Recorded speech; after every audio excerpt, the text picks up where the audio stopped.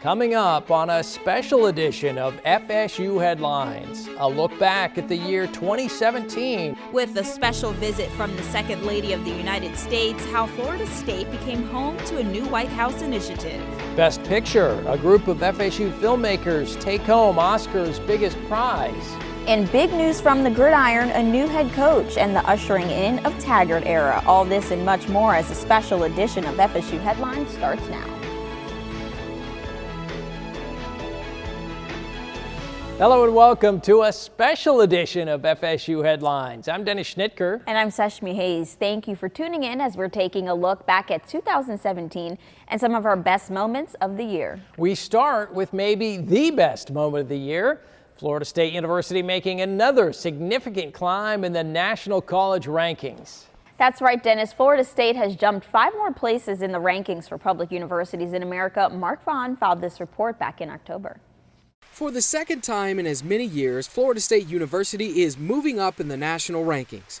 The rankings appear in the newly released 2017 edition of U.S. News and World Report's America's Best Colleges. Other people out around the country are taking notice of the progress that Florida State's making, and we've made a lot of progress over the last 2 years. As you said, we've moved up 10 slots in the U.S. News and World Report, which is kind of the gold standard for evaluating public universities. It means our faculty is doing well, the quality of our students are well, the programs are good, and all of those things are coming together to make FSU truly a preeminent university, not only in the state of Florida, but in the United States. This year, FSU is firmly planted at number 33 among all public national universities. Last year, Florida State was ranked number 38 among public universities. That was a jump from number 43 just 2 years ago. So 10 places in 2 years. It's not an easy feat, but it is a recognition of all the efforts across the university to continue to improve on what has always been an outstanding college experience at Florida State. Certainly for our current students and those who have recently graduated, to go and tell an employer or another academic institution you may want to go for a higher degree, that you graduated from one of the top public universities in America is a very positive thing. Florida State's excellent graduation and student retention rates are the driving force behind FSU's ranking among the nation's best public universities. The other thing I'm very proud of is that we continue to really focus on diversity here. So when you look at our graduation rates, there's no disparity between our African American, our Hispanic, and our other students. I'm very proud of that, and I think it's a real marker of who we are as an institution. Florida State continues to make long-term investments in faculty hiring and compensation, which also played a big role in the increase in the overall ranking. But it's not all about the number. It's really about what it says about the university and the degree that the students are earning from Florida State. All of those things added together make this a place that people want to come to. And they're going to know that they're going to be able to achieve their hopes and dreams and really move on to their careers, whether it's in further education or out in the workforce. For FSU Headlines, I'm Mark Vaughn. Florida State ranked 43rd among national public universities back in 2015. Now the university holds the number 33 spot. That's a 10-place gain in just 2 years. What an accomplishment. Sure is, Dennis.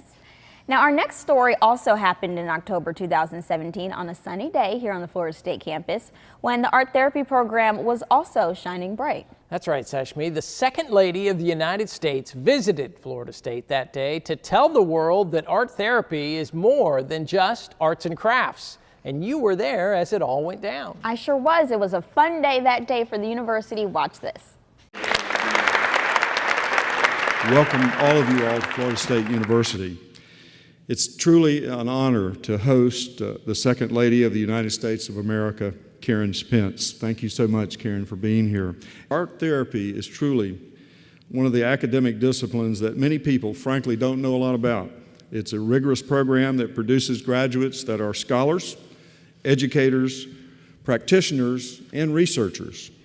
With White House aides and the Secret Service in tow, Second Lady of the United States, Karen Pence, made a special visit to Florida State for the launching of her new White House initiative, Art Therapy, Healing with the Heart. FSU is home to a nationally acclaimed art therapy graduate education program. And that's why I wanted to be here today to announce our plans for shining the spotlight on art therapy. Florida State's art therapy program began back in 1987 and is a 2-year graduate program approved by the American Art Therapy Association. Art therapy is used as a means of reconciling conflicts, fostering self-awareness, and facilitating personal development. Now one of just 5 art therapy doctoral programs in the United States, the university was proud to partner with Ms. Pence and the White House, as one of Pence's goals is ensuring the public understands it's more than just art. The first is to elevate the profession so that people understand that art therapy is a mental health profession. It is not arts and crafts. It is not arts and crafts. It is not therapeutic art. When I get out my watercolors and I turn on some music, that makes me feel better. People think that's what we're talking about. That is not art therapy. That's where programs like Florida State's come in, offering a master's degree and attracting students from around the world that are ready to enter into this unique workforce. Professor Dave Gussick is chair of the Department of Art Education. We are proud of our work with the disenfranchised, the marginalized, those with limited access to care and attention. And what is more, why I am so privileged to be here, is that not only do we teach our students, but just as significantly, our students teach us. And we know that in providing a supportive yet rigorous educational environment, we are assuring the future of our field and the empowerment and nurturance of thousands of people in need through them. And Rachel Nelms is just one of those students who in her 3rd year in the doctoral program has seen her art therapy work benefit youth struggling with bereavement. One of my former professors actually did her doctorate, Dr. Katie Barrington, at Florida State University, and she highly encouraged me to want to continue pursuing my research, working with the resilient youth of Chicago South and West Side areas to promote awareness and regarding how art therapy can benefit bereaved youth in these circumstances. And I am inspired by the FSU students in this room who are studying to become art therapists. And I applaud you to your commitment to pursue a life-changing profession. Well, we're very excited to have this spotlight on art therapy because it is such a growing field, and a lot of people ask, what is art therapy? And so for them to be able to, look into that and to be able to find out that it can be so beneficial for so many people. And we're really excited for the word to spread more about art therapy and what we do. The launch of Mrs. Pence's Healing with the Heart initiative here at FSU generated national coverage. The university communications team counted 758 media hits the day of Mrs. Pence's visit alone. From art to science, we head across campus to the lab of chemistry professor Thomas Albrecht Schmidt and to our 2017 story about the heaviest elements and why they function unlike any elements previously known. The difficulty in observing this is the only elements where these effects are really strong are very hard to work with. And so the big discovery that we made was for about the past 5 years, we've been working with the last elements that you can work with that are stable even for short periods of time on Earth, and those elements are berkelium and californium. What we found in really the 4th berkelium compound we prepared, which is, by the way, only the 4th berkelium compound ever really well characterized, is that there's a certain set of rules that govern how electrons line up around atoms. Okay, and chemists call those rules Hund's rules. And what we found out is berkelium was breaking those rules, and it turned out the reason that the rules were being violated is because the effects of relativity were becoming so large that the theories that were given all the way back in the 1920s that provided these rules, they made certain assumptions that really aren't true when relativity is playing a big role. And so what we're finding is in elements like berkelium and californium, which are very, very difficult to work with, is that you're seeing kinds of chemistry and kinds of quantum mechanical behavior that you simply don't see in light elements. So it's, as someone was joking earlier, it is almost like being in an alternative universe because you're seeing chemistry that you don't see with day-to-day elements. When you look at how the field was when you started and you fast forward 20 years later and realize that you've had an impact on the overall field, that's pretty exhilarating. It's really humbling. I have a tough time wrapping my mind around it a lot of the time. A little earlier in the year, that was 2017, Florida State University's global reach was recognized with a prominent award. Florida State is one of 4 institutions in the country to receive the 2017 Senator Paul Simon Award for Campus Internationalization. The award is given each year by NAFSA, Association of International Educators, and it was named for the late Senator Paul Simon of Illinois. The award recognizes U.S. colleges and universities making significant progress towards comprehensive internationalization across campus and beyond. I feel very honored to have received this recognition because it's a reflection of the transformative education we have designed at FSU over the last several years to help our students thrive in the world today. And it's not too late. You can check out all things international at Florida State University by visiting global.fsu.edu. Coming up next, Florida State University Film School grads produce a big winner. There's a mistake.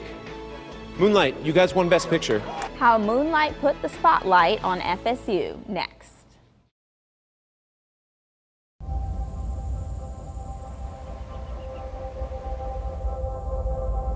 What does preeminence look like?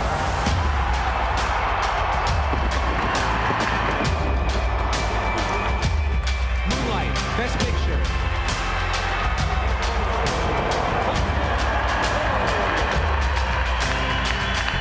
Florida State University.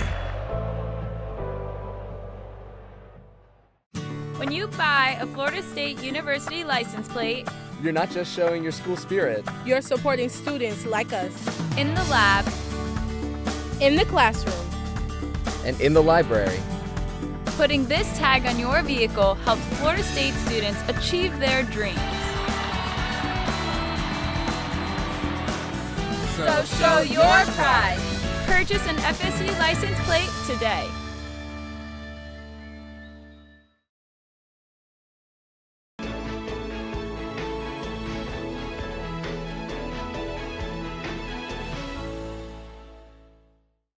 Welcome back to FSU Headlines. I'm Dennis Schnitker. And I'm Seshmi Hayes. And we're taking a look back at the top stories of 2017. The fall semester had plenty of big news stories here at Florida State University, but maybe one of the biggest pieces of news this year was the introduction of FSU's new head football coach. Seshmi, you're absolutely right. Willie Taggart is Seminole football's 3rd head coach since 1976. That's when Bobby Bowden took over the program and made history. Now, Willie Taggart is making history. The former coach at Western Kentucky, South Florida, and Oregon, Taggart is taking on his dream job. The Bradenton, Florida native grew up as a Florida State fan, and now he is the 10th full-time head coach in program history. His predecessor, Jimbo Fisher, left FSU in December after 8 years as head coach. Taggart brings a 47-50 overall record as a head coach, but that mark includes massive rebuilding jobs at Western Kentucky and South Florida and a quick turnaround at Oregon. We're not going to blame anyone. We're not going to make any excuses. We're going to go out and we're going to do something, and that's what we're going to be about. I appreciate every single one of you so much, and I look forward to getting to know every single one of you in this room and remember every single body in here name. That'll be big time, but I am so thrilled and excited to be the head football coach here at FSU. Go no. Now let's head back to the beginning of 2017 and an Oscar-worthy performance for a group of Florida State University graduates. 2003 FSU College of Motion Picture Arts graduate Barry Jenkins and a few of his fellow film school alumni took home the industry's top prize, the Academy Award for Best Picture for their feature film Moonlight. You may recall it was a bizarre ending to the 89th Academy Awards ceremony because the wrong film was announced as the winner before the error was corrected. But that mistake didn't dampen the big win for the FSU contingent in Tinseltown. Moonlight was nominated for a total of 7 Academy Awards, taking home 3 golden statues for Best Supporting Actor, Best Adapted Screenplay, and again, of course, Best Picture. The small film made big waves and put these FSU grads on top of Hollywood. For Jenkins and the other FSU grads, Joy McMillan, Nate Sanders, and Adele Romansky, it was a huge win, making Moonlight the first film with an all African-American cast to take home the top award at the Oscars. In our next headline, we take a look at some Florida State research that revealed the terrible truth about the most monstrous mandibles ever made to munch on mammals and anything else it could sink its teeth into. Here's our story that details the big-time bite of the T-Rex. We were able to figure out how the muscles in this animal relate to Tyrannosaurus rex. And Professor of Biological Science Gregory Erickson and his former graduate student Paul Genack have finally determined just how much bite the T-Rex had in its powerful jaws. And as you can imagine, it was a lot. Well, T-Rex is the most famous animal that ever lived. Everywhere I travel, be it Mongolia or Africa, whatever, every little kid knows T-Rex. So obviously anything about this animal garners more than its share of attention. The working end of T-Rex is obviously the mouth. This animal had the largest teeth of any dinosaur. The teeth were up to 7 inches long. They were serrated, so they could not only puncture bones, but they could also cut through bones and flesh. And going along with that is this giant head. We called Tyrannosaurus rex a head hunter. It had little tiny arms, so obviously it was using its head to do its business. This animal had a very broad region behind the eyes, and that's where the jaw closing muscles are. So just from that alone, we knew this animal must have had very prodigious bite forces. But quantifying that, that's another issue. We're trying to bring to life an animal that went extinct 65 million years ago. The teeth arranged the way they are. This animal could just literally cut through flesh and bone with so much tooth pressure that it would literally explode some of the bones. It could introduce cracks. The T-Rex could use its jaws to crush and pulverize pretty much anything in its path, using nearly 8,000 pounds of pressure. That's like having 3 small cars dropped on top of any object. We figured out that it could generate 8,000 pounds of bite force and 143,000 pounds per square inch of tooth-crushing pressure. But as we all know, the T-Rex went extinct 65 million years ago. So Erickson and company had to be creative in figuring out how the science of the T-Rex's bone-crushing bite actually worked. They used an interesting method to get to the bottom of the bite mystery, and it involves animals still roaming the earth today. What we did is we turned to alligators and birds. Birds are dinosaurs, and crocodiles are very close relatives of dinosaurs. So we looked at the musculature in these animals, and from that we were able to infer which muscles T-Rex had, and from the skulls we could tell the sizes of these muscles and their basically the leverage points on the jaws that allowed them to generate their bite forces. And then we spent 15 years figuring out how crocodilians work. We tested the bite forces of every species of crocodile. Along the way, we got the world record bite force for a living animal, and that was a saltwater crocodile at 3,700 pounds. And we basically used that model to bring T-Rex to life, so to speak. T-Rex was biting once again after 65 million years. And what we found is that this animal could generate bite forces of 8,000 pounds. That's equivalent to setting 3 small cars on the jaws of this animal. You can imagine the forces involved there. But more importantly, those incredible teeth were going to convey that force to whatever they're biting into, and in the form of pressure. So the force relative to the contact area of the teeth is the tooth pressure, and that's what really matters. That determines whether they could bite through hide or bones and whatnot. And basically what we discovered is T-Rex could pretty much cut through just about anything in its realm. The idea to study these animals so many millions of years apart took a few years to come to fruition, but it has paid off for sure. But why do this work, and how can it help us learn from the past? I think the important ramifications of this paper is that we've set up a model where we can test the bite forces, or at least experimentally derive the bite forces of other dinosaurs, and so I think this will lead to a better understanding of feeding in the dinosaurs. Simply because T-Rex generates so much attention, and dinosaurs are our children's first introduction to science, I'd like to think one of the big benefits of this study is that it's going to introduce the scientific method to a small, to the masses, and children will see how the scientific method works and how science allows us to answer intractable questions.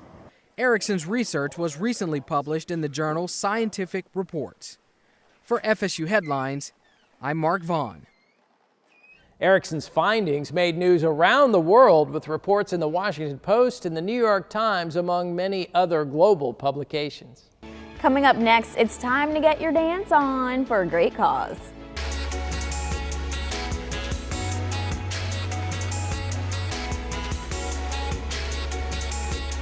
How Dance Marathon 2017 broke records as students danced the day and night away for the kids. That's next when FSU Headlines continues in a moment.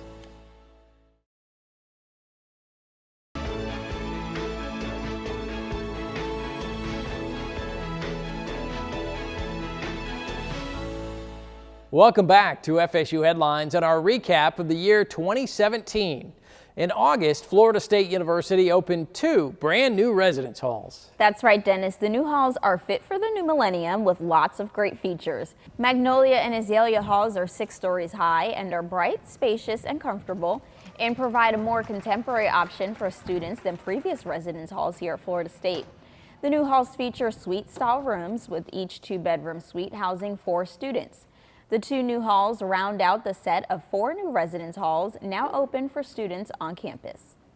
It's important for us to have these kinds of wonderful facilities for our students. You know, it's, as we talked about, it's more than just a place to sleep. It's a place for them to meet other people, to study, to have events. It's a new modern era of residence halls that frankly are making a difference in the success of our students, and that's what it's about. Continuing our theme of new openings this past year, alumni and friends got a sneak peek of Florida State University's new Black Student Union during the 2017 homecoming week. Reporter Cara Irby was there and brought us this story from outside the new building, described as a home away from home and a place for multicultural fellowship and education.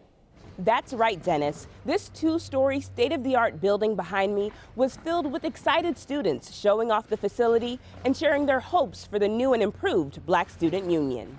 Welcome to our Black Student Union House preview. Coinciding with this year's homecoming theme, Spirit of Unity, the BSU sneak peek was a time where many expressed their desires for the new building on West Jefferson Street to be a place for students of all backgrounds. It's going to be a place for all of our students to come and talk to each other, share ideas. It's a lovely spot, lovely place, and I just can see all kinds of good things coming out of this building. Not the building itself, but the people who will be in it, you know, sharing their ideas and sharing their hopes and dreams for the future of Florida State and for our state and nation. It's a great place. We're proud of it. Established in 1968, the Black Student Union was founded as a student government agency, offering African American students a form of identity, a social life, and a vehicle of communication to the FSU faculty and administration. Eric Friel, the current president of the FSU National Black Alumni, was one of the people who helped bring the project to fruition. He called it a dream at least 15 years in the making. But when we came with this, we had a vision that was larger than the house. We had a vision that said it needs to be a center. It needs to have an academic component. We need to learn things here, not just hang out, which there'll be some nice hangout spaces, but we need to have something more significant that represents our culture, that others can come and see this is the Black student experience at Florida State University. Another FSU alum, Sean Pittman, was credited in helping secure the $1.5 million from the Florida legislature to help with the building. The Black Student Union and other student unions have always served that interest of supporting one another and leaving the door open and the ladder out, so to speak, and a catalyst for commonality for students who have come before and who are here now. And it still serves that purpose. That overlaps with everything, whether it's academics or sports or student involvement, family situations. So having a place for all of that to be able to happen is ideal. Andrew Melville, FSU senior and current BSU president, had to fight back tears watching people tour the building. A dream made reality under his administration. Now that we're here, it's really, I can't even put it to words. I really want to cry, but I'm trying not to cry. But it's just so much of a surreal moment to me. The Black Student Union will officially move into their new home during the winter break. They look forward to a grand opening complete with a ribbon cutting in the spring, which you can catch right here on FSU Headlines. I'm Cara Irby. Dennis Seshmi, back to you. And finally, let's go to one of our favorite events of the year at Florida State University. It's called Dance Marathon at FSU, and it's a fundraiser that's all for the kids. Take a look. I don't know of a better tradition at Florida State University than Dance Marathon. What better cause, really, what better cause can any of us get involved in than helping our children?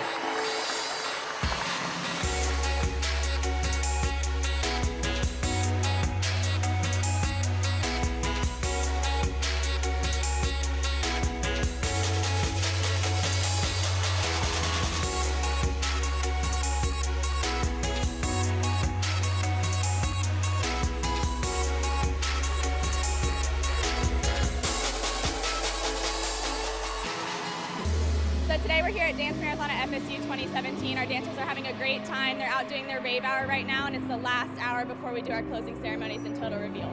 21 years, over $8 million has been raised. You guys have been on your feet for 40 hours. Incredible work that you've done. It makes a difference. It makes a difference in the lives of kids, and you all should be very, very proud of yourself. I am, and the entire FSU community is. God bless you for what you've done. Take care. So as a freshman, you walk into the event not really knowing what to expect. You just know that you're going to raise money for kids that can't. And so you go to stand, and then when you walk into the event, for a lot of people, it's really life-changing because you get to hear those miracle stories firsthand. You get to have all that experience with a great group of people is what keeps them coming back. It's been an absolutely monumental year, and I'm so proud to be a Seminole right now, and so proud to be part of DM at FSU. So with that being said, I'd like to reveal this number for you guys.